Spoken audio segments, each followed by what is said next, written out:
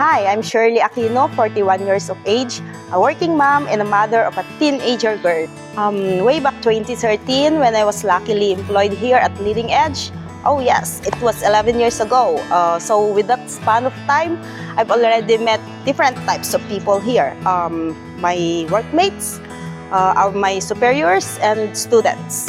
I've witnessed batches of students here from their first flight to their completion flight. Of course, with the help of all of us, their Leia family. My first work here was a supply custodian. Since konti lang kami noon, so multitasking talaga. From there, nag-AMPS register din ako. Then, under operations, ako yung humawak ng DPR for how many years? Until such time na nag-full-time na ako sa admin as fund custodian.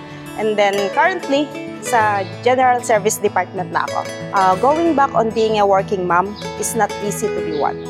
Andun yung mother guilt na instead of taking care of my daughter, hindi ko magawa. Kasi nga, I need to work. Hindi tayo pinanganak na mayaman eh. So, kailangan sacrifice talaga. Yung guilt din na may mga school events yung anak natin, tapos hindi natin sila masamahan. Diba, sakit sa loob nun? Ganun talaga yung mother.